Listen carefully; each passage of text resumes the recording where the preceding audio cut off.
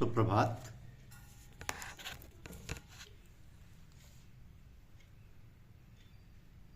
गुरुदेव का आश्रय। गुरुदेव का आश्रय। जब कोई मनुष्य महात्मा शिवली का शिष्य बनने की इच्छा लेकर आता था और आंतरिक साधना पूछता तो आप आज्ञा देते कि जंगल में जाकर संतोष ग्रहण करो और बिना सवारी और रास्ते का खर्चा लिए हुए तीर्थ यात्रा पर चले जाओ। उसी समय तुम्हें संतोष और पवित्रता प्राप्त होगी। और जब इन दोनों तपस्याओं से निवृत्त हो जाओ उस समय मेरे पास आना, क्योंकि अभी तुम्हारे अंदर मेरा सत्संग करने की सामर्थ्य नहीं। आप अक्षर शिष्य होने वाले को अपने साथियों के साथ बिना किसी रास्ते का खर्च और सवारी दिए जंगल में भेज दिया करते थे। और जब मैं कहते कि आप तो साधकों के प्राण हरने पर उतारूंगे,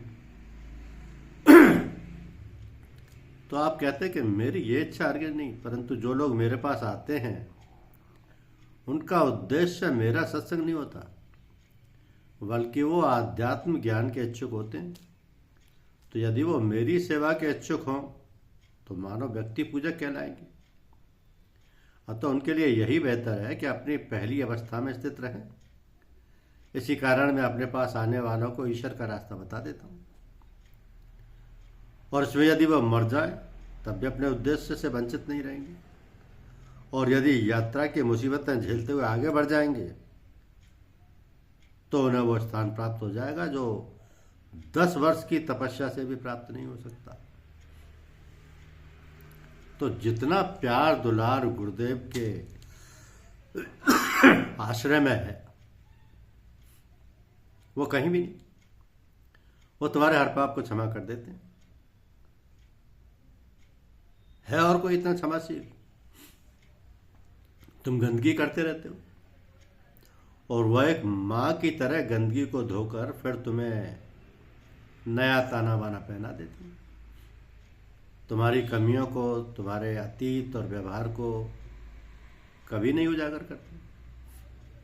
ये तो केवल तुममें वो तो सिर्फ प्यार ही देखते हैं, प्यार ही देखते रहते हैं। उसी प्रेम में तुम्हें सराबोर कर देते हैं, और वो प्रेम है आध्यात्मिक प्रेम। आप जो ये भीड़ देख रहे हैं वो उन्हीं का प्यार दुलार पाकर दीवाने इकट्ठे हो गए।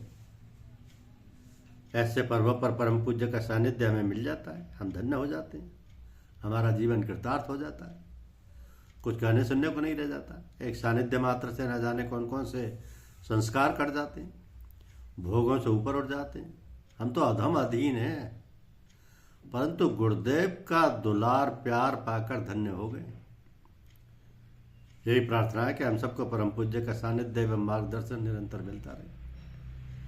इसी से बस जीवन धन्य हो जाएगा। हम सब आवागमन के चक्कर से छुटकारा पा जाएंगे। धन्यवाद।